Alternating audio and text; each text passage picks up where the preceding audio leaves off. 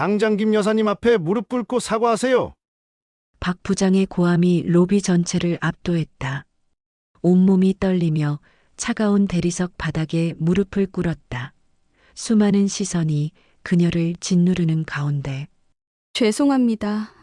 하지만 저는 정말 목걸이를 가져가지 않았습니다.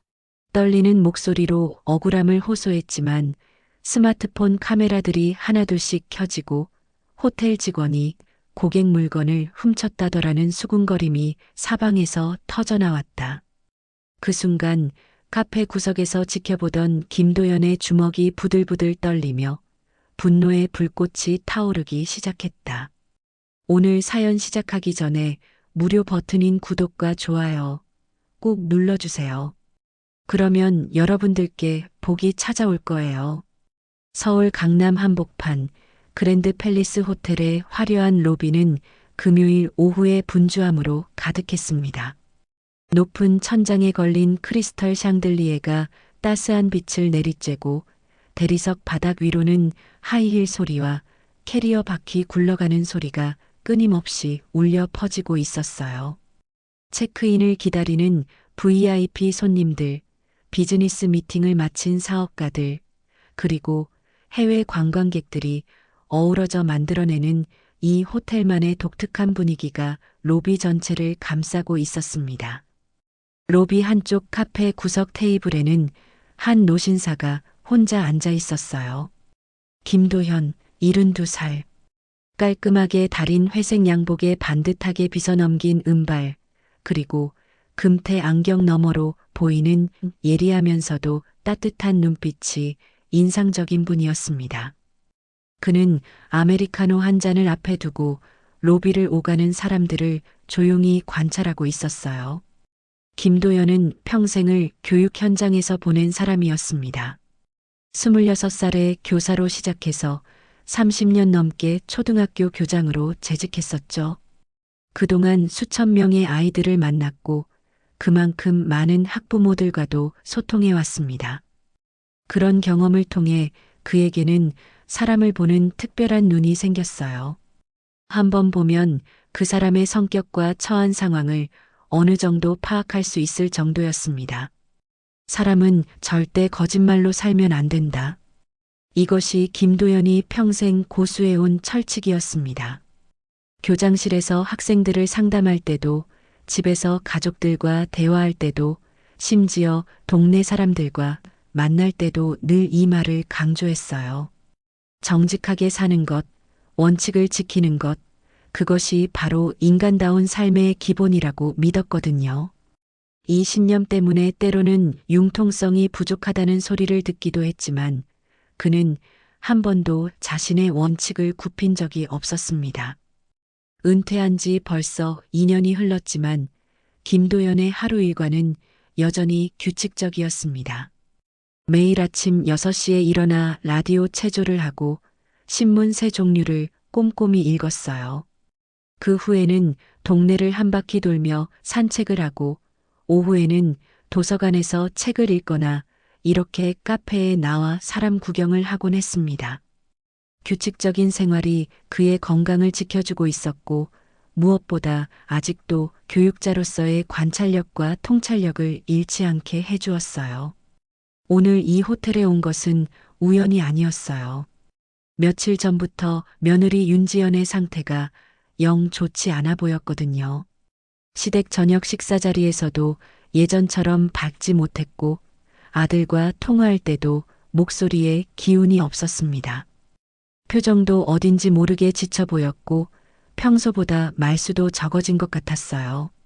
뭔가 직장에서 힘든 일이 있는 것 같아서 은근히 걱정이 됐었습니다. 그런데 바로 지금 프론트 데스크 앞에서 익숙한 목소리가 들려왔습니다. 죄송합니다. 제가 다시 한번 확인해서 정확히 말씀드리겠습니다. 김도연이 고개를 돌려보니 단정한 네이비 블루 제복을 입고 정중하게 고개 숙여 인사하는 여성이 보였어요. 바로 그의 며느리 윤지연이었습니다.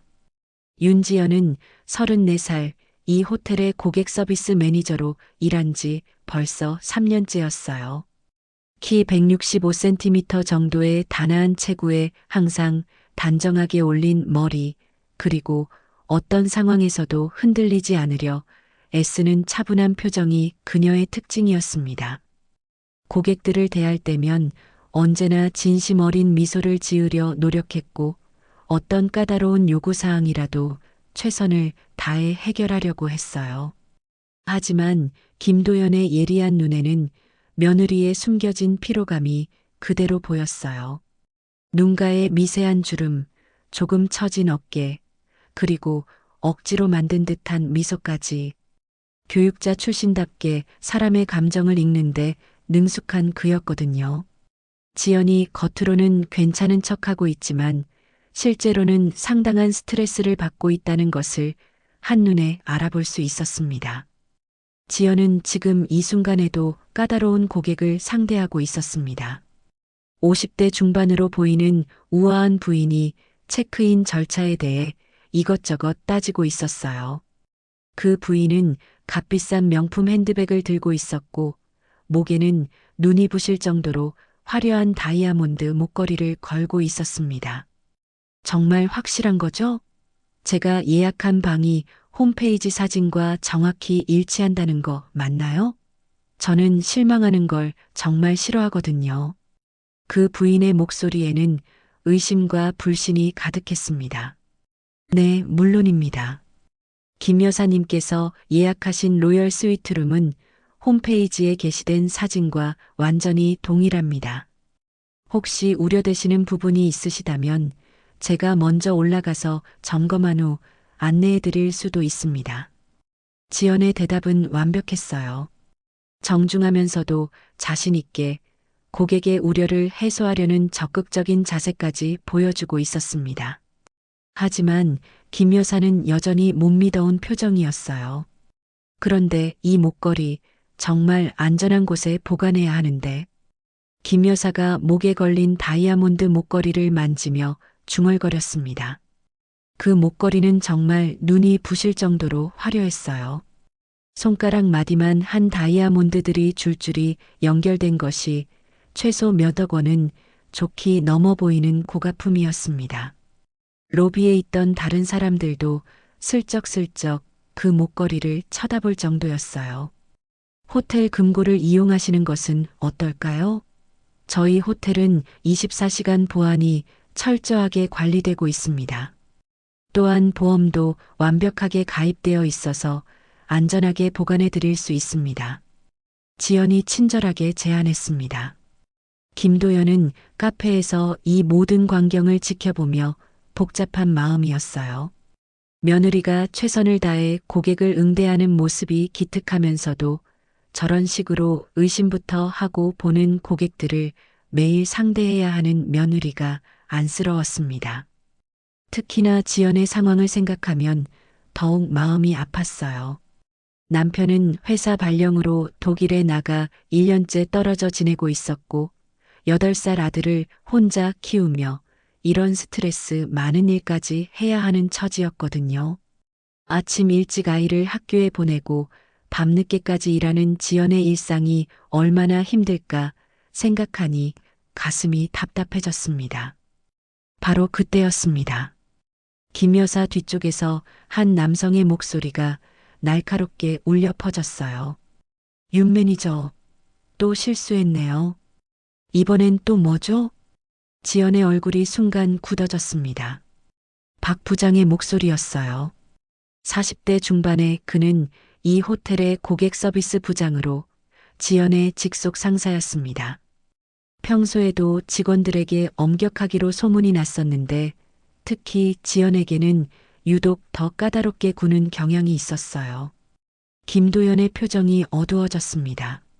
며느리를 향한 그 남자의 태도가 영 마음에 들지 않았거든요.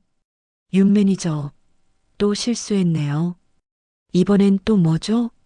박 부장의 날카로운 목소리가 로비 전체에 울려 퍼지자 주변 분위기가 순간 얼어붙었습니다. 체크인을 기다리던 손님들과 로비를 지나가던 사람들이 일제히 그쪽으로 시선을 돌렸어요.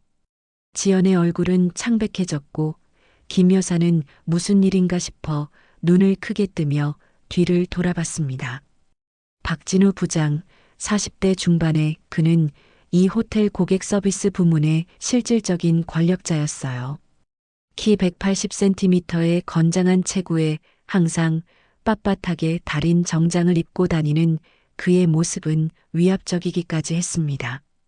평소에도 직원들을 대할 때 고압적인 태도를 보이곤 했는데 특히 지연에게는 유독 더 가혹했어요. 지연이 입사한 첫날부터 그는 그녀를 곱게 보지 않았습니다. 이유는 간단했어요. 지연이 자신의 부당한 지시에도 예의 바르게 반박하는 경우가 있었거든요. 죄송합니다. 어떤 부분을 말씀하시는 건지 확인해 보겠습니다.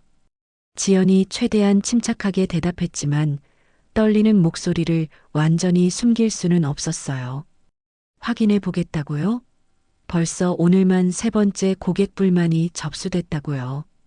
스위트룸 룸서비스 지연, 컨시어지 서비스 미흡, 그리고 지금 또 뭔가 문제가 생긴 것 같던데요? 박 부장이 팔짱을 끼며 차갑게 말했습니다. 사실 그가 말한 불만들은 대부분 지연의 잘못이 아니었어요. 룸서비스 지연은 주방 문제였고 컨시어지 서비스 미흡은 다른 부서 직원의 실수였습니다. 하지만 박 부장은 늘 이런 식으로 모든 책임을 지연에게 떠넘기곤 했어요. 김 여사는 이 상황이 자신과 관련된 것인지 궁금해하며 지연과 박 부장을 번갈아 바라봤어요. 로비에 있던 다른 손님들도 웅성거리기 시작했습니다. 금요일 오후라 그런지 평소보다 사람이 많았거든요. 누군가는 스마트폰을 꺼내 이 상황을 촬영하려는 듯 보였어요. 부장님, 지금 고객분 앞에서 이런 이야기를. 지연이 조심스럽게 말을 꺼냈지만 박 부장은 단칼에 끊어버렸습니다. 고객분 앞에서? 그러니까 평소에 일을 제대로 했어야죠. 이 호텔 평판이 당신 때문에 바닥에 떨어지는 거 모르세요? 우리 호텔이 몇 성급인지 아세요? 박 부장의 목소리는 점점 커지고 있었어요.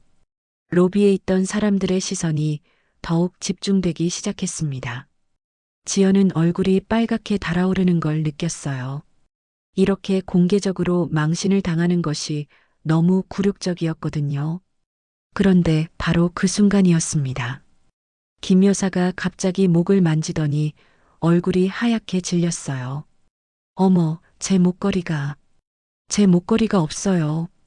김 여사의 비명 같은 외침이 로비 전체에 울려 퍼졌습니다. 방금까지 그녀의 목에 걸려 있던 그 화려한 다이아몬드 목걸이가 온데간데 없이 사라진 것이었어요. 김 여사는 당황한 채로 주변을 둘러보며 바닥을 살피기 시작했습니다. 분명히 여기 있었는데 체크인할 때까지도 목에 걸고 있었다고요. 김 여사의 목소리가 떨리고 있었어요. 순간 로비는 아수라장이 됐습니다. 체크인을 기다리던 다른 손님들이 웅성거리기 시작했고 호텔 직원들도 당황한 채로 이쪽으로 몰려들었어요. 몇 억짜리 목걸이가 사라졌다더라. 호텔에서 이런 일이 일어나다니 도둑이 있는 건 아닐까, 보험은 되는 건가 같은 수군거림이 사방에서 터져 나왔습니다. 박 부장의 얼굴이 순간 굳어졌지만 곧 이상한 미소를 지으며 지연을 바라봤습니다. 마치 기회를 잡았다는 듯한 표정이었어요. 이거 참 재미있네요.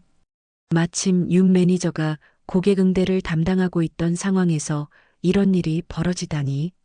부장님, 그건 너무. 지연이 당황하며 말을 시작했지만 박 부장은 냉소적으로 웃으며 끊어버렸습니다. 너무 뭐예요? 당신이 마지막으로 김 여사님을 응대한 직원 아닌가요? 그리고 체크인 절차를 진행하면서 가장 가까이에 있었고, 더군다나 목걸이에 대해 특별히 관심을 보이기까지 했잖아요.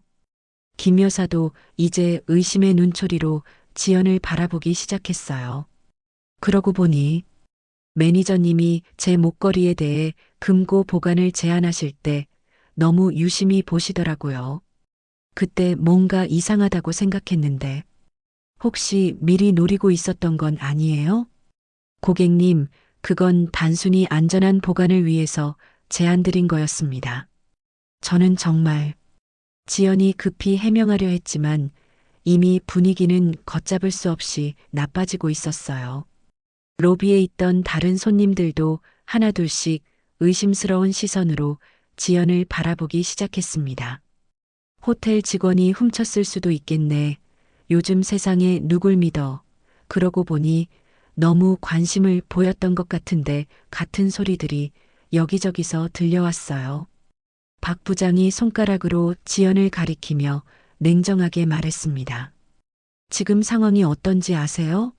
VIP 고객의 몇 억짜리 귀중품이 분실됐는데 마지막에 접촉한 사람이 당신이라고요. 이거 호텔로서는 정말 심각한 문제예요. 회사 이미지가 완전히 망가질 수 있다고요. 로비에 있던 사람들의 시선이 모두 지연에게 쏠렸습니다. 수군거리는 소리들이 여기저기서 들려왔어요. 스마트폰 카메라가 하나둘씩 켜지고 누군가는 이미 촬영을 시작한 것 같았습니다. 소셜미디어에 올리려는 것일까요? 김 여사가 흥분한 목소리로 말했습니다. 당장 경찰을 불러주세요. 그리고 이 사람 몸수색을 해야 해요. 제 목걸이를 어디에 숨겨뒀는지 모르잖아요. 보험 때문에라도 정확한 진실을 밝혀야 한다고요. 잠깐만요, 고객님. 저는 정말 아무것도 하지 않았습니다. 억울합니다.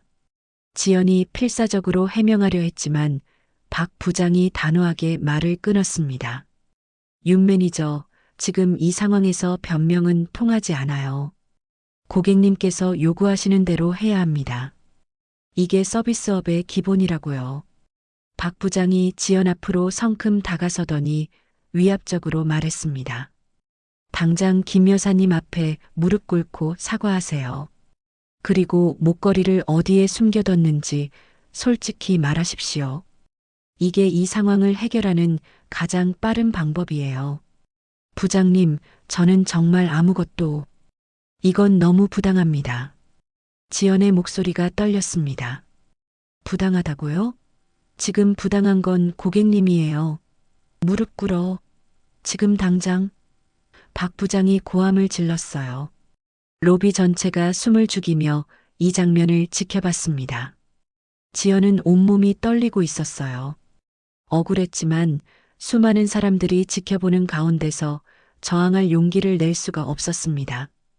김 여사의 분노한 얼굴, 박 부장의 위압적인 시선, 그리고 주변 사람들의 비난 어린 눈초리가 그녀를 짓누르고 있었어요. 결국 지연은 떨리는 다리로 천천히 무릎을 꿇었습니다. 차가운 대리석 바닥이 무릎에 닿는 순간 그녀의 눈에서 눈물이 흘러내렸어요. 이 순간이 얼마나 굴욕적인지 평생 잊을 수 없을 것 같았습니다. 죄송합니다. 하지만 저는 정말 목걸이를 가져가지 않았습니다. 저를 믿어주세요. 지연이 떨리는 목소리로 말했습니다. 바로 그때 카페 구석에서 지켜보던 김도연이 찻잔을 탁 내려놓으며 벌떡 일어났습니다. 그의 얼굴은 분노로 일그러져 있었어요. 저게 내 며느리가 무릎을 꿇고 있다고. 김도연의 우렁찬 목소리가 로비 전체를 압도했습니다. 교장 시절의 위험이 그대로 살아있는 목소리였어요. 로비에 있던 모든 사람들이 갑작스러운 상황에 놀라며 그쪽으로 고개를 돌렸습니다. 일은 넘은 노인이지만 그 존재감은 대단했어요. 김도연은 성큼성큼 걸어오면서 눈에 불을 켜고 있었습니다. 평생 교육 현장에서 수많은 억울한 아이들을 봐왔던 그였기에 지금 상황이 얼마나 부당한지 한눈에 알 수 있었어요. 무엇보다 자신의 며느리가 저렇게 모욕을 당하고 있는 모습을 보고만 있을 수는 없었습니다. 박 부장은 갑작스럽게 나타난 김도연을 당황한 채로 바라봤어요. 어르신, 이건 호텔 내부 문제이니까 신경 쓰지 마시고. 내부 문제라고요? 김도연이 박 부장 앞에 우뚝 서더니 날카로운 눈빛으로 그를 노려봤습니다. 증거도 없이 사람을 범인으로 몰아가는 게 내부 문제란 말이요? 어르신이 누구시길래 이런 일에 끼어드시는 거죠? 박 부장이 짜증스러운 표정으로 물었습니다. 김도연은 당당하게 가슴을 폈습니다. 저 사람은 내 며느리요. 그리고 나는 평생 교육에 몸담았던 사람으로서 이런 불의를 보고 가만히 있을 수 없소. 무릎 꿇고 있던 지연이 시아버지를 발견하고는 깜짝 놀랐어요. 아버님, 왜 여기에? 지연아, 일어나거라. 내가 왜 무릎을 꿇고 있어야 하나? 김도연이 며느리에게 다정하게 말했습니다. 하지만 박 부장이 즉시 끼어들었어요. 어르신 상황을 모르고 계시니까 그런 말씀을 하시는 거예요. 지금 VIP 고객의 몇 억짜리 목걸이가 사라졌는데 마지막에 접촉한 사람이 바로 당신 며느리라고요. 김 여사도 흥분한 목소리로 가세했습니다. 맞아요. 이 사람이 제 목걸이를 훔쳤어요. 체크인할 때 분명히 있었는데 이 직원하고 이야기한 후에 없어졌다고요. 김도연은 차근차근 상황을 파악하기 시작했습니다. 그의 교육자다운 냉철함이 발휘되는 순간이었어요. 그렇다면 증거가 있나요? CCTV는 확인해봤고 목격자는 있나요? 증거요? 박 부장이 코웃음을 쳤습니다. 지금 상황 자체가 증거 아닌가요? 다른 설명이 있다면 해보세요. 다른 설명이요? 김도연의 목소리에 분노가 실렸습니다. 내가 보기엔 당신이 증거도 없이 내 며느리를 범인으로 몰아가고 있는 것 같은데요. 로비에 있던 사람들이 이 대화를 숨죽이며 지켜봤어요. 누군가는 저 할아버지 대단하다. 그런데 정말 증거가 있나? 호텔 직원 편을 든 애 같은 소리를 속삭였습니다. 김도연이 김 여사를 바라보며 말했습니다. 고객님, 제 며느리가 언제 어떻게 목걸이를 가져갔다는 건가요? 구체적으로 본 적이 있나요? 그런 건 못 봤지만 누가 다른 사람이 가져가겠어요? 이 직원이 가장 의심스럽다고요. 김 여사가 당황하며 대답했어요. 의심스럽다는 것과 실제로 했다는 건 전혀 다른 문제입니다. 김도연이 단호하게 말했습니다. 교육 현장에서 30년을 일해본 사람으로서 말하는데 이런 식으로 의심만으로 사람을 단죄하는 건 잘못된 일이에요. 박 부장이 화를 내며 끼어들었습니다. 어르신, 지금 이 상황이 단순한 게 아니에요. 호텔 이미지가 걸린 문제라고요. 고객님께서 요구하시는 대로 해야 하는 거예요. 호텔 이미지요? 김도연이 박 부장을 향해 한 걸음 더 다가섰습니다. 증거도 없이 직원을 범인으로 몰아가고 무릎 꿇리는 게 호텔 이미지에 도움이 된다고 생각하시오? 이때 지연이 떨리는 목소리로 말했습니다. 아버님, 괜찮아요. 저는 정말 아무것도 하지 않았어요. 진실은 언젠가 밝혀질 거예요. 아니다, 지연아. 김도연이 단호하게 말했습니다. 내가 왜 억울한 일을 당하고도 참아야 하나? 잘못한 게 없다면 당당해야지. 김도연은 다시 박 부장을 향해 돌아섰습니다. 당신은 지금 부하 직원을 어떻게 대하고 있는 건가요? 관리자라는 사람이 조사도 제대로 하지 않고 직원을 범인으로 몰아가고 있잖소? 조사요? 지금 상황에서 무슨 조사를 더해요? 명백히 이 직원이 가장 의심스러운 상황인데. 박 부장이 여전히 강압적인 태도를 보였어요. 그러자 김도연이 냉소적으로 웃으며 말했습니다. 그럼 CCTV부터 확인해 보시지. 출입 기록도 확인하고 다른 직원들 동선도 파악해 보세요. 그런 기본적인 조사도 없이 사람을 범인으로 만드는 게 말이 되나요? 김 여사가 초조하게 끼어들었어요. 그런 건 시간이 오래 걸리잖아요. 지금 당장 목걸이를 찾아야 한다고요. 그렇다면 더욱 정확한 조사가 필요한 거 아닌가요? 김도연이 논리적으로 반박했습니다. 잘못된 사람을 범인으로 몰면 진짜 범인은 도망가 버릴 수도 있어요. 로비에 있던 사람들 사이에서 웅성거림이 일어났습니다. 저 할아버지 말이 맞는 것 같은데? 그러게 조사부터 제대로 해야지. 무작정 의심하는 게 이상했어. 같은 소리들이 들려왔어요. 박 부장의 얼굴이 점점 굳어졌습니다. 상황이 자신에게 불리하게 돌아가고 있다는 걸 느꼈거든요. 어르신, 이건 호텔 업무에 관한 일이니까 외부인이 참견할 일이 아닙니다. 외부인이라고요? 김도연의 목소리에 분노가 더해졌습니다. 내 며느리가 억울하게 당하고 있는데 가만히 있으라는 말이요?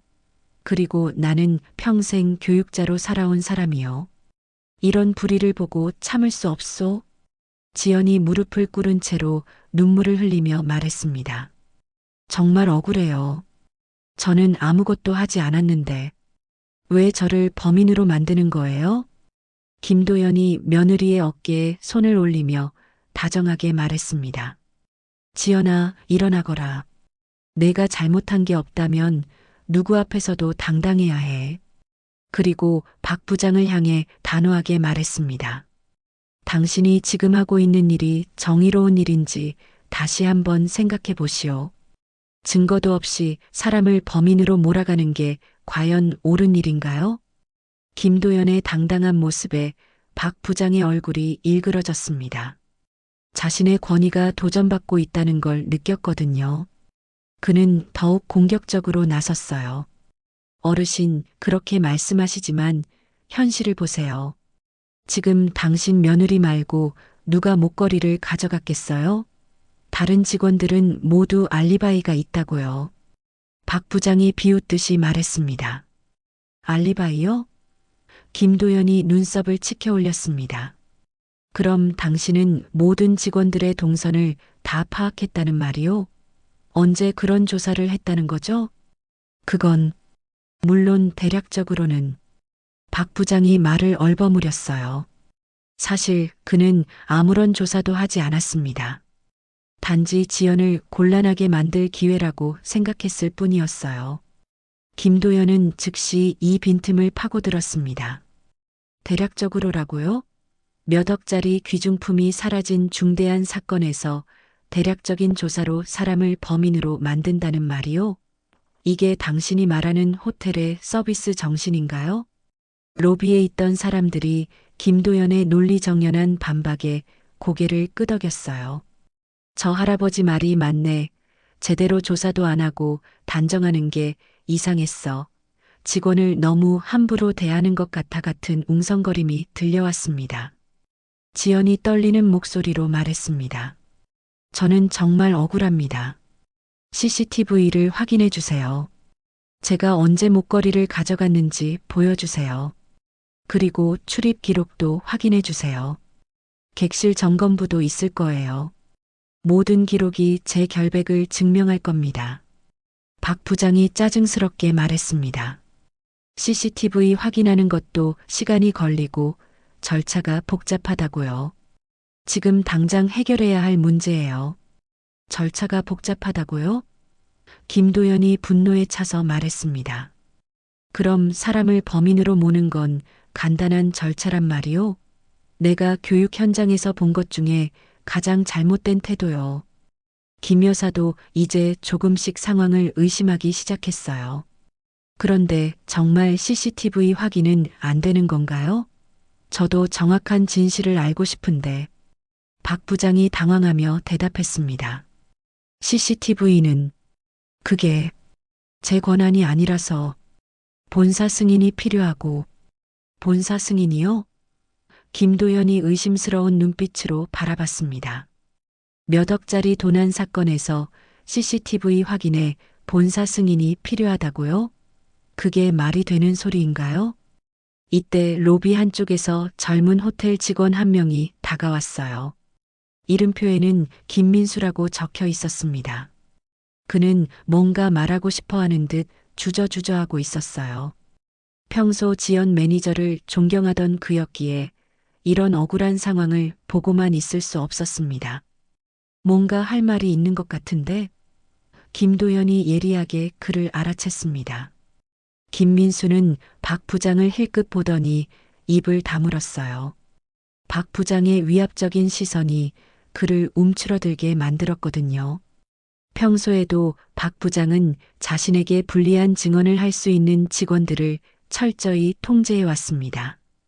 김도연이 그런 김민수에게 다정하게 말했습니다. 젊은이, 뭔가 본 게 있다면 말해봐요. 진실을 말하는 게 두려워서는 안 되지 않겠어요? 정의로운 일에 용기를 내는 것이 올바른 일입니다. 저는 김민수가 떨리는 목소리로 말을 시작했지만 박 부장의 날카로운 눈빛에 다시 말을 멈췄어요. 그의 눈에는 말하면 가만두지 않겠다는 위협이 담겨 있었습니다. 박 부장이 즉시 끼어들었습니다. 김민수, 내가 뭘 안다고 나서는 거야? 당장 자기 일이나 하러 가. 여기는 내가 끼어들 곳이 아니야. 하지만 김도연은 포기하지 않았어요. 잠깐, 이 젊은이가 뭔가 중요한 걸 목격했을 수도 있잖소. 왜 말하지 못하게 하시오? 혹시 들으면 곤란한 이야기라도 되는 건가요? 김민수가 갈등하는 표정을 지었어요. 그는 지연 매니저를 평소에 존경했었거든요. 항상 후배 직원들을 챙겨주고 부당한 일에는 조용히 반대 의사를 표현하는 그녀의 모습을 봐왔습니다. 특히 박 부장이 다른 직원들을 부당하게 대할 때면 지연이 은근히 도와주곤 했어요. 민수야, 괜찮아. 본 게 있으면 말해도 돼. 진실이 가장 중요해. 지연이 무릎을 꿇은 채로도 후배를 격려하며 말했습니다. 김민수가 마침내 입을 열었어요. 사실 제가 목격한 게 있습니다. 오늘 김 여사님이 체크인 하실 때 박 부장의 얼굴이 급격히 굳어졌습니다. 김민수, 함부로 말하면 안 된다고 했잖아. 확실하지도 않은 걸 가지고 혼란만 가중시키지 마. 하지만 김도연이 김민수를 보호하듯 그 앞에 섰습니다. 젊은이, 진실을 말하는 게 두렵지 않습니다. 오히려 진실을 숨기는 게 더 큰 잘못이에요. 계속 말해보세요. 김민수가 떨리는 목소리로 말했습니다. 저는 지연 매니저님이 아니라 다른 사람이 김 여사님 근처에서 수상하게 행동하는 걸 봤습니다. 로비 전체가 갑자기 조용해졌어요. 모든 사람들이 김민수의 다음 말을 기다리고 있었습니다. 스마트폰 카메라들도 그에게 집중됐어요. 누구를 봤다는 거야? 정확히 말해봐. 김 여사가 급하게 물었어요. 김민수가 박 부장을 힐끗 보더니 용기를 내어 말했습니다. 저는 다른 직원이, 정확히는 말하기 어렵지만 김 여사님이 카운터에서 체크인 절차를 밟으실 때 뒤편에서 누군가가 이상하게 움직이는 걸 봤어요. 그만해. 박 부장이 갑자기 고함을 질렀어요. 김민수, 당장 입 다물어. 확실하지도 않은 소리를 해서 혼란만 가중시키지 마. 내가 뭘 봤다고 그런 말을 하는 거야. 하지만 김도연이 단호하게 말했습니다. 왜 말하지 못하게 하시오? 혹시 들키면 곤란한 일이라도 있는 건가요? 진실을 밝히는 게 그렇게 두려우신가? 김민수가 주저앉으며 울먹였습니다. 저도 사실은 상사의 압박 때문에 지금까지 입을 다물고 있었을 뿐입니다. 보고하려고 했는데 막혔어요. 이 말에 로비에 있던 사람들이 술렁거리기 시작했어요. 압박이라고? 뭔가 숨기는 게 있나 보네. 그럼 진짜 범인이 따로 있는 건가? 이거 완전 뒤바뀌는 상황 아닌가? 같은 소리들이 여기저기서 들려왔습니다. 김 여사도 이제 의심스러운 눈빛으로 박 부장을 바라봤어요. 부장님, 이게 무슨 일이에요? 혹시 뭔가 숨기고 계신 거예요? 저한테도 정확히 설명해 주세요. 박 부장이 당황하며 변명했습니다. 아닙니다. 이 직원이 혼란을 가중시키려고 하는 거예요. 믿지 마세요. 김민수는 평소에도 말을 함부로 하는 직원이라고요. 하지만 김도연은 이미 확신하고 있었어요. 내가 30년간 교육 현장에서 아이들을 봐온 경험으로 말하는데 진실을 숨기려는 사람의 표정이 바로 저런 거요. 당신 지금 식은땀을 흘리고 있소. 김민수가 떨리는 목소리로 계속 말했습니다. 저는 분명히 봤어요. 김 여사님이 체크인 서류를 작성하고 계실 때 다른 직원이 뒤에서 슬쩍 다가가더니 그리고 김 여사님이 잠시 다른 곳을 보시는 사이에 입 다물라고 했잖아. 박 부장이 다시 고함을 질렀습니다. 그의 목소리에는 절박함이 섞여 있었어요. 평소 온화했던 그의 모습과는 완전히 다른 모습이었습니다. 김도연이 박 부장을 날카롭게 바라보며 말했습니다. 왜 그렇게 진실이 밝혀지는 걸 두려워하시오? 정말 내 며느리가 범인이라면 오히려 더 많은 증언이 나와야 하는 거 아닌가요? 왜 부하 직원의 증언을 그렇게 막으려고 하시오? 로비에 있던 사람들의 시선이 이제 완전히 박 부장에게 쏠리기 시작했어요. 뭔가 이상한데? 왜 저렇게 막으려고 하지? 진짜 숨기는 게 있나 봐. 처음부터 뭔가 억지였던 것 같은데 같은 수군거림이 사방에서 들려왔습니다. 김 여사도 점점 의심스러워하기 시작했어요. 부장님, 저도 정확한 진실을 알고 싶어요. 왜 이 직원이 말하는 걸 막으시는 거예요? 혹시 제가 모르는 뭔가가 있는 건가요? 처음에는 CCTV 확인이 어렵다고 하시더니 지금은 왜 이렇게 반응하시는 거죠? 지연이 무릎을 꿇은 채로 희망에 찬 목소리로 말했습니다. 민수야, 용기를 내줘. 진실을 말하는 건 두려워할 일이 아니야. 내가 본 걸 그대로 말해주면 돼. 우리는 항상 정직해야 한다고 배웠잖아. 김민수가 박 부장의 위협적인 시선에도 불구하고 용기를 내어 말했습니다. 저는 박 부장님과 같이 일하는 이 과장님이 김 여사님 뒤에서 뭔가를 하는 걸 봤어요. 처음에는 단순히 업무 확인인 줄 알았는데, 이 과장? 김 여사가 깜짝 놀라며 물었어요. 누구를 말하는 거예요? 김민수가 고개를 끄덕이며 자세히 설명했습니다. 네, 이 과장님이 김 여사님이 서류 작성에 집중하고 계실 때 뒤에서 슬금슬금 다가가시더니 김 여사님이 프론트 직원과 이야기하시느라 고개를 돌리신 그 짧은 순간에 그리고 잠시 후에 급하게 사라지셨어요. 박 부장의 얼굴이 창백해졌습니다. 그건 업무상 필요해서 고객 서비스 확인 차원에서 업무상 필요요? 김도연이 날카롭게 추궁했습니다. 고객 뒤에서 몰래 접근하는 게 무슨 업무인가요? 그리고 왜 급하게 사라져야 했던 거죠? 정상적인 업무라면 당당하게 해야 하는 거 아닌가요? 이때 로비 한쪽에서 이 과장이라는 사람이 급하게 나타났어요. 40대 초반으로 보이는 그는 상황을 파악하고는 당황한 표정을 지었습니다. 무슨 일입니까? 제 이름이 왜 나오는 거죠? 저는 아무것도 모르는데. 김민수가 떨리는 손가락으로 이 과장을 가리켰습니다. 저분이에요. 저분이 김 여사님 뒤에서 수상하게 행동하시는 걸 제가 분명히 봤어요. 이 과장이 황급히 부인했습니다. 무슨 소리예요? 저는 그냥 업무 확인차 지나간 것 뿐인데요. 제가 뭘 했다는 거예요? 하지만 김도연은 놓치지 않았어요. 그럼 CCTV를 확인해 보면 되겠네요. 업무 확인이었다면 떳떳하게 확인받으시면 되잖습니까? 아까 부장님은 CCTV 확인이 어렵다고 하셨는데 지금은 어떠신가요? 박 부장과 이 과장이 서로 눈빛을 주고받았어요. 그 순간의 당황한 표정과 시선 교환을 김도연이 놓치지 않았습니다. 교육자로서 수많은 아이들의 거짓말을 봐온 그였기에 이런 미묘한 신호를 읽는데 능숙했어요. 그런데 이상하네요. 김 여사가 갑자기 말했습니다.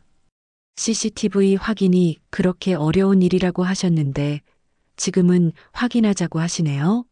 아까는 본사 승인이 필요하다고 하셨잖아요. 김도연이 승리의 미소를 지으며 말했습니다.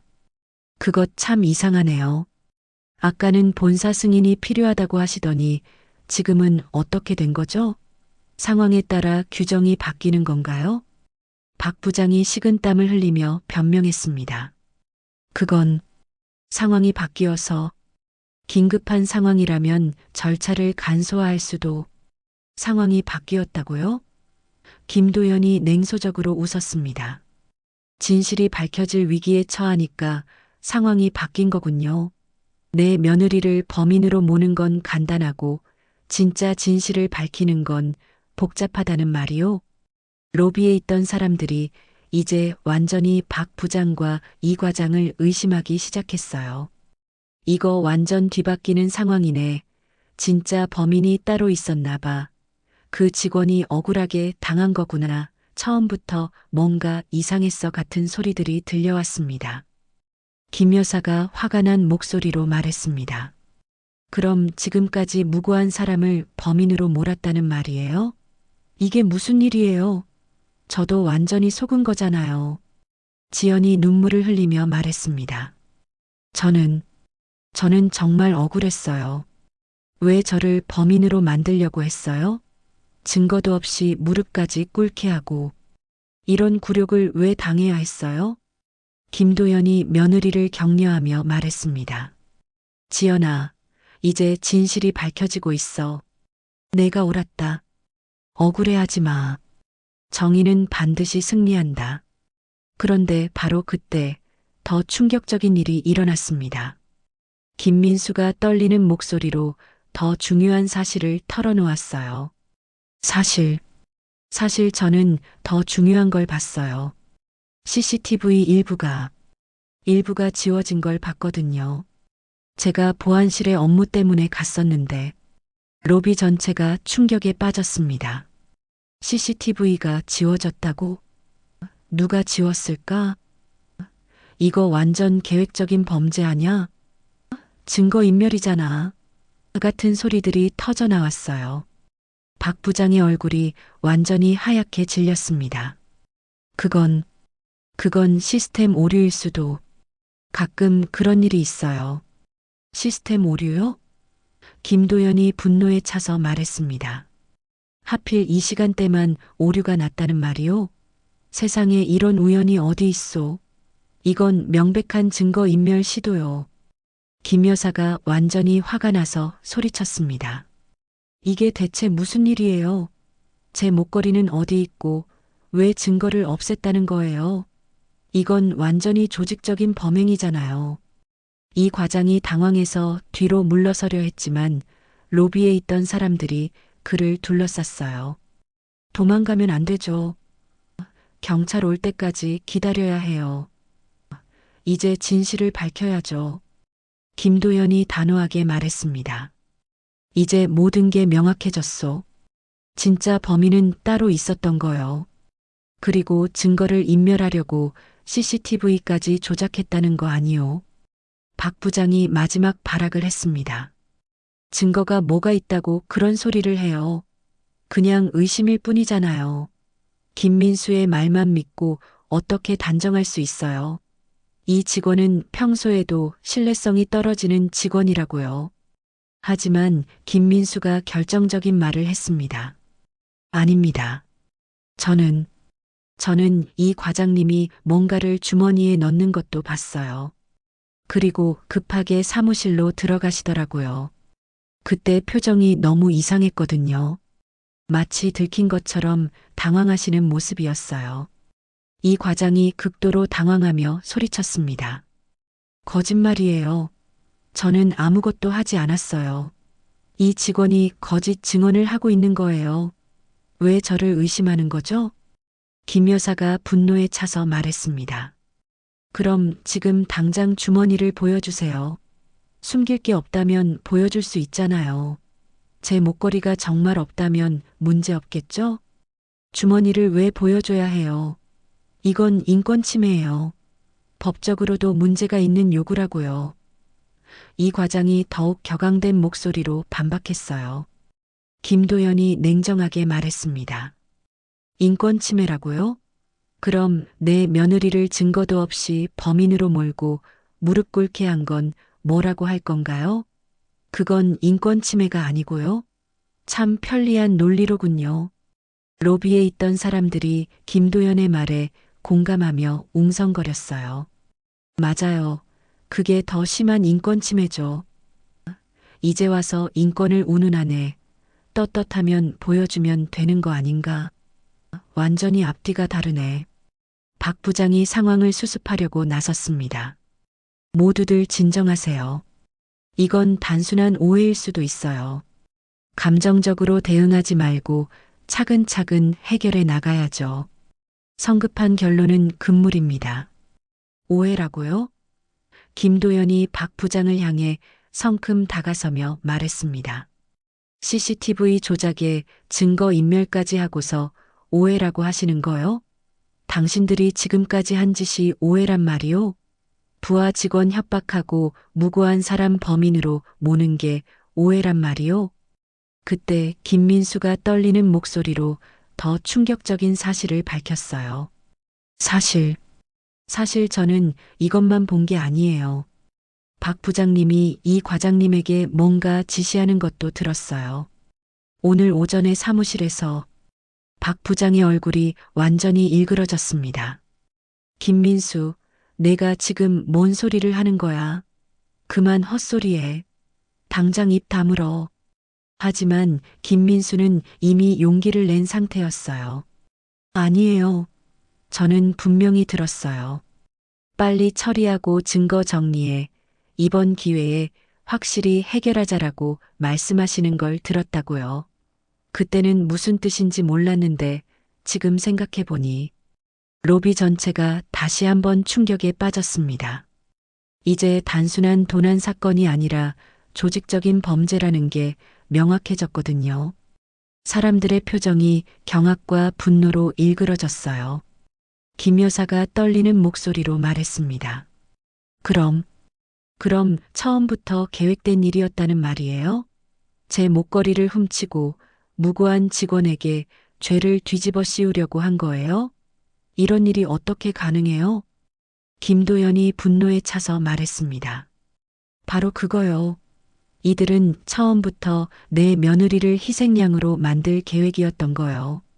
증거도 조작하고 부하 직원은 협박해서 입을 막고 이게 사람이 할 짓이요?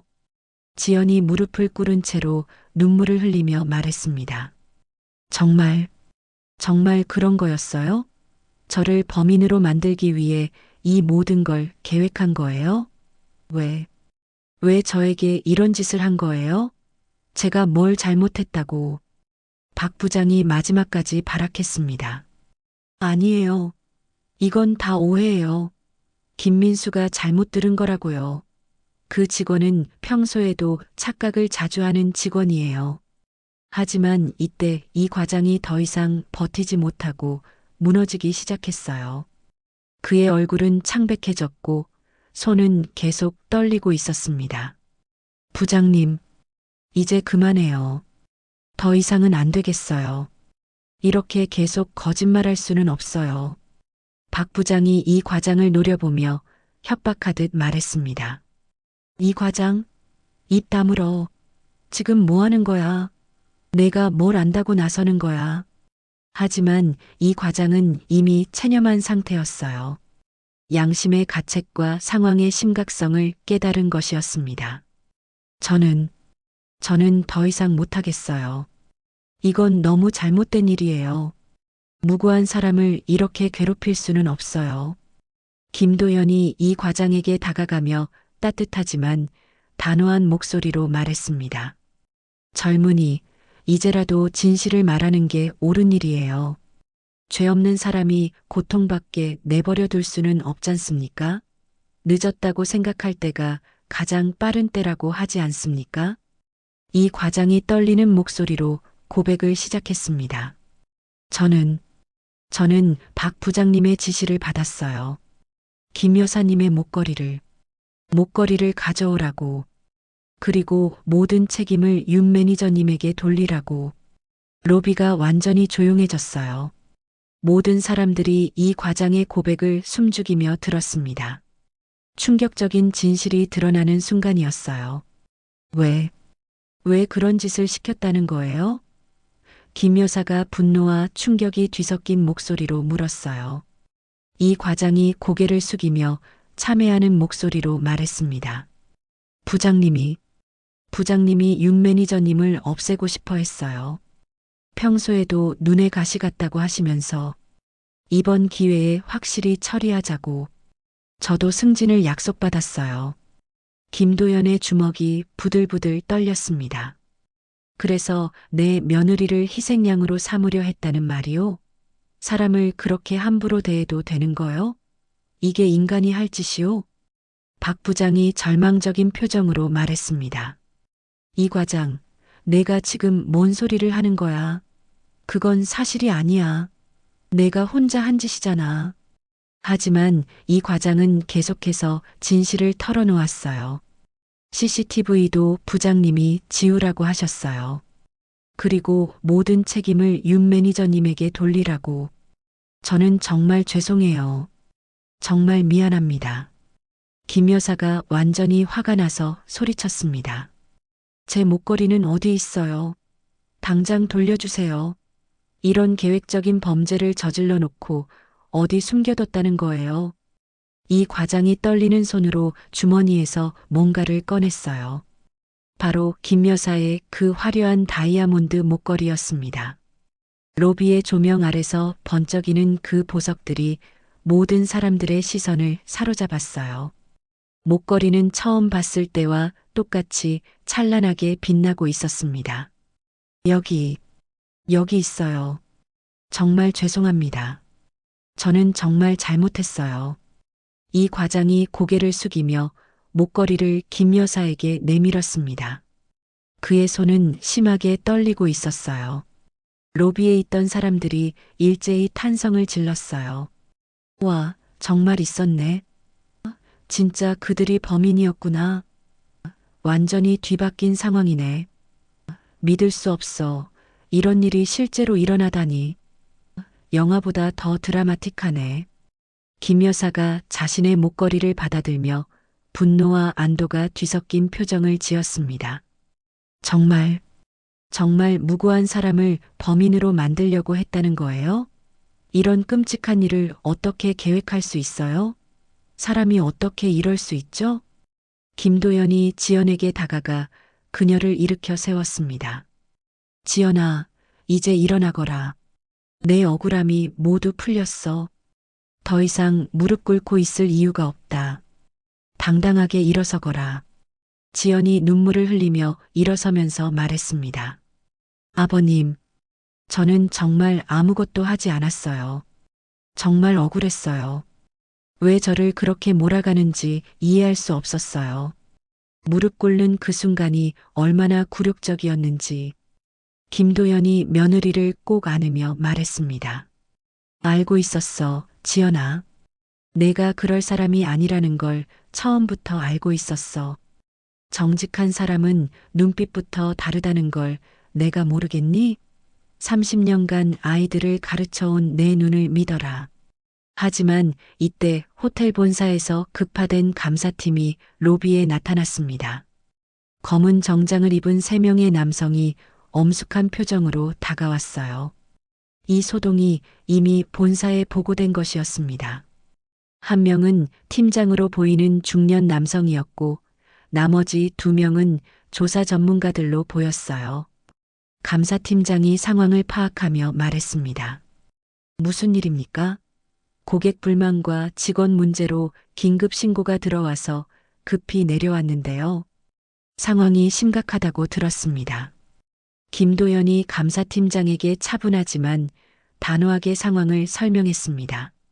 이 호텔의 부장과 과장이 고객의 귀중품을 훔치고 무고한 직원에게 죄를 뒤집어 씌우려 했습니다. 더군다나 증거까지 인멸하려고 했어요. 이건 단순한 실수가 아니라 계획적인 범죄입니다. 감사팀장이 놀란 표정으로 박 부장을 바라봤습니다. 박 부장, 이게 사실입니까? 설마 이런 일을 정말 저질렀다는 건 아니겠죠? 당신은 이 호텔의 핵심 간부가 아닙니까? 박 부장이 마지막까지 발악했습니다. 아닙니다. 이건 다 오해예요. 저는 아무것도 하지 않았어요. 이 과장이 혼자 저지른 일이에요. 저는 피해자라고요. 하지만 이 과장이 단호하게 반박했습니다. 아닙니다. 모든 게 박 부장님의 지시였어요.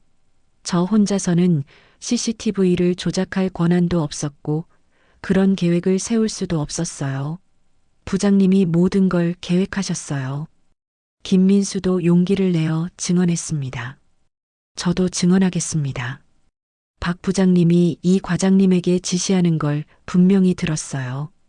그리고 저를 협박해서 입을 다물게 했어요. 말하면 가만두지 않겠다고 하셨거든요. 감사팀장이 심각한 표정으로 말했습니다. 이건 단순한 내부 문제가 아니라 심각한 범죄 행위네요. 즉시 출입 기록과 CCTV 원본을 확인해야겠습니다. 이런 일이 우리 호텔에서 일어났다는 게 믿어지지 않습니다. CCTV 원본은 이미 조작됐을 겁니다. 김도연이 냉정하게 말했습니다. 하지만 다른 증거들이 있을 거예요. 출입 기록, 객실 점검부, 그리고 이 젊은 직원의 증언까지. 진실은 숨겨질 수 없어요. 감사팀이 즉시 조사에 착수했습니다. 놀랍게도 백업 서버에 원본 CCTV 영상이 남아 있었어요. 박 부장이 메인 서버만 조작했을 뿐 자동 백업 시스템까지는 손을 대지 못했던 것입니다. 그리고 출입 기록을 대조한 결과 박 부장과 이 과장의 동선이 완전히 일치했습니다. 김 여사가 분노에 차서 말했습니다. 이 사람들 때문에 무고한 직원이 얼마나 고생했는지 아세요? 무릎까지 꿇게 만들어 놓고 당장 제대로 사과하세요. 객실 점검부에서도 결정적인 증거가 나왔어요. 이 과장의 사인이 김 여사의 방 근처 여러 곳에 기록되어 있었던 것입니다.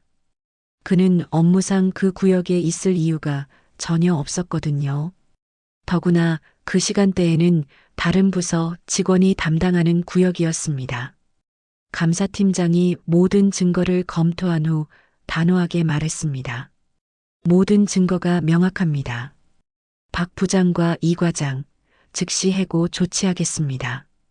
그리고 이 사건은 경찰에 신고할 예정입니다. 이런 일이 우리 호텔에서 일어났다는 것 자체가 수치스럽습니다. 지연이 떨리는 목소리지만 당당하게 선언했습니다. 저는 억울하게 무릎 꿇었지만 진실 앞에서는 이제 누구도 고개 숙이지 않겠습니다. 이런 부당한 일이 다시는 일어나서는 안 됩니다. 모든 직원들이 존중받을 권리가 있어요. 김도연이 박 부장을 노려보며 위엄 있게 말했습니다. 무릎 꿇을 사람은 내 며느리가 아니라 바로 당신들이었소. 이제라도 진심으로 사과하시오. 그리고 앞으로는 이런 비열한 짓 하지 말고 사람답게 사시오. 로비에 있던 투숙객들과 직원들이 모두 지켜보는 가운데 결국 박 부장과 이 과장은 로비 한가운데서 무릎을 꿇고 사과했습니다. 방금 전까지 지연이 무릎 꿇었던 바로 그 자리에서 말이에요. 죄송합니다. 정말 잘못했습니다. 변명의 여지가 없습니다. 박 부장이 떨리는 목소리로 말했어요. 윤 매니저님, 정말 미안합니다. 제가 너무 잘못했어요. 용서해 주세요. 이 과장도 눈물을 흘리며 진심으로 사과했습니다. 투숙객들이 박수를 쳤습니다. 정의가 승리했네. 진실은 숨겨질 수 없구나. 그 직원분이 정말 대단해. 이런 게 진짜 드라마지. 김 여사도 지연에게 진심으로 사과했습니다. 매니저님, 정말 죄송해요. 저도 성급하게 의심했네요. 증거도 없이 범인으로 몰아가는데 동참했어요. 정말 부끄럽습니다. 용서해 주세요. 지연이 고개를 끄덕이며 따뜻하게 말했습니다. 괜찮아요, 고객님. 고객님도 피해자였으니까요. 누구든 그런 상황에서는 당황할 수밖에 없어요. 저도 처음엔 왜 이런 일이 일어나는지 이해할 수 없었거든요. 이제 모든 게 해결됐으니 다행입니다. 감사팀장이 지연에게 정중하게 말했습니다. 윤 매니저님, 이번 일로 인한 정신적 피해와 명예훼손에 대해서는 회사 차원에서 적절한 보상을 하겠습니다. 그리고 앞으로 이런 일이 재발하지 않도록 직원 보호 시스템을 전면 개선하겠습니다. 이런 일이 우리 호텔에서 일어났다는 것 자체가 수치입니다. 김도연이 감사팀장에게 교육자다운 조언을 했습니다. 보상보다 더 중요한 건 직원들의 인권을 보호하는 거요. 권력을 가진 사람이 약한 사람을 함부로 대해서는 안 됩니다. 이번 일을 교훈 삼아 근본적인 개선이 필요해요. 시스템만 바꾸는 게 아니라 사람들의 의식도 바뀌어야 합니다. 네, 명심하겠습니다. 직원 권익 보호를 위한 새로운 규정을 만들고 익명신고 시스템도 구축하겠습니다. 그리고 관리자 교육도 강화하겠습니다. 앞으로는 이런 일이 절대 일어나지 않도록 하겠습니다. 감사팀장이 진지하게 대답했어요. 로비의 분위기가 점차 정상으로 돌아왔습니다. 투숙객들은 여전히 이 사건에 대해 이야기하고 있었지만 이제는 정의가 승리했다는 안도감이 감돌았어요. 호텔 직원들도 새로운 희망을 품게 됐습니다. 오늘 일어난 일이 그들에게도 큰 용기를 준 것이었어요. 박 부장과 이 과장은 경찰서로 연행됐습니다. 로비에 있던 사람들이 그들을 바라보는 시선은 냉담했어요. 저런 사람들이 관리자였다니 직원들이 얼마나 힘들었을까 같은 목소리들이 들려왔습니다. 며칠 뒤 호텔은 공식 사과문을 발표했습니다. 주요 언론에도 이 사건이 보도되면서 정의로운 교장 선생님과 용기 있는 며느리, 무릎 꿇던 직원이 진짜 영웅이었다. 호텔에서 벌어진 현대판 권선징악이라는 제목으로 화제가 됐어요. 많은 사람들이 김도현과 지연의 용기를 칭찬했고 소셜미디어에서도 큰 반향을 불러일으켰습니다. 특히 김도연의 무릎 꿇을 사람은 내 며느리가 아니라 바로 당신들이었소라는 말은 명언으로 회자됐어요. 많은 사람들이 이 말을 인용하며 정의와 용기에 대한 이야기를 나눴습니다. 호텔 측은 새로운 직원 권익 보호 규정을 마련했어요. 관리자가 부당하게 직원을 대할 경우 즉시 신고할 수 있는 시스템을 만들었고 외부감사위원회도 구성했습니다. 또한 고객 분쟁 발생 시에는 반드시 객관적인 조사를 먼저 하도록 규정했어요. 무엇보다 직원들이 부당한 대우를 받지 않도록 하는 것이 최우선 과제가 됐습니다. 지연은 명예를 되찾았을 뿐만 아니라 동료들 사이에서도 더욱 신뢰받는 직원이 됐습니다. 그날의 경험을 통해 그녀는 더욱 강해졌어요. 부당한 일에 맞서는 용기와 진실을 포기하지 않는 신념을 얻었습니다. 다른 직원들도 지연을 롤모델로 여기기 시작했어요. 지연 매니저님처럼 당당하게 살고 싶다는 말이 호텔 직원들 사이에서 자주 들렸습니다. 김도연은 동네에서 정의의 교장, 현대판 의로운 어른이라는 별명으로 불리며 다시 한번 존경받는 어르신이 됐어요. 은퇴 후에도 여전히 불의와 맞서는 그의 모습에 많은 사람들이 감동했습니다. 지역 신문에서는 그를 특집 기사로 다뤘고 인근 학교에서는 특강 요청이 들어오기도 했어요. 평생 교육자로 살아온 분답다는 평가를 받았습니다. 한 달 후 김도현과 지연은 그 호텔 로비에서 다시 만났습니다. 이번에는 평화로운 오후 차 시간이었어요. 로비는 여전히 화려하고 분주했지만 그날과는 완전히 다른 분위기였습니다. 직원들의 표정도 밝았고 고객 응대도 더욱 정중하고 세심해졌어요. 무엇보다 직원들이 자신감 있게 일하는 모습이 인상적이었습니다. 아버님, 그때 정말 고마웠어요.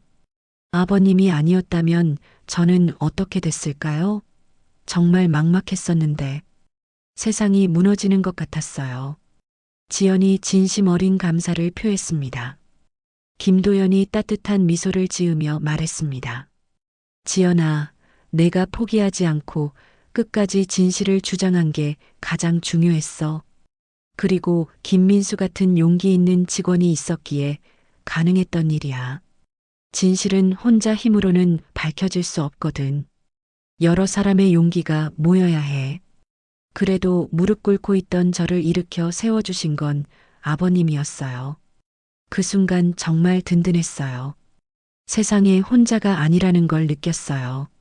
누군가 저를 믿어주고 있다는 것만으로도 큰 힘이 됐어요. 지연의 목소리에는 깊은 감동이 묻어 있었습니다. 김도연이 며느리의 손을 잡으며 말했습니다. 사람은 때로 억울한 일을 당할 수 있어. 하지만 진실은 반드시 밝혀진다는 걸 믿어야 해. 그리고 정의를 위해 싸우는 것을 두려워하면 안 돼. 그게 사람다운 삶이야. 내가 평생 아이들에게 가르친 것도 바로 그거였어. 지연이 고개를 끄덕이며 다짐했습니다. 네, 아버님. 저도 이제는 다른 사람들을 도울 수 있는 사람이 되고 싶어요. 약한 사람을 보호하고 불의에 맞서는 용기를 가지고 싶어요. 그날의 경험이 저를 완전히 바꿔놓았어요. 그거야. 그게 바로 진정한 성장이야. 고통은 때로 우리를 더 강하고 지혜롭게 만들어주지. 내가 겪은 시련이 헛되지 않았다는 걸 보여주는구나. 김도연이 뿌듯한 표정으로 말했습니다. 이때 김민수가 그들에게 다가왔어요. 그는 이제 새로운 부서로 승진해서 더욱 당당한 모습이었습니다. 용기를 낸 것에 대한 보상으로 회사에서 인정받게 된 것이었어요. 안녕하세요, 지연 매니저님, 김 선생님. 그때 일이 정말 제 인생의 전환점이 됐어요. 용기를 내서 진실을 말하길 잘했다고 생각해요. 이제는 더 당당하게 일할 수 있게 됐고 다른 직원들도 저를 신뢰해 주세요. 지연은 속으로 마지막 다짐을 했습니다. 무릎 꿇던 그날 나는 다시는 희생양이 되지 않을 거야. 이 눈물은 나를 강하게 만들었다. 이제는 다른 사람들을 지킬 수 있는 사람이 됐어. 오늘 이야기 어떠셨나요? 더 많은 이야기로 다시 찾아올게요. 구독과 좋아요는 큰 힘이 됩니다.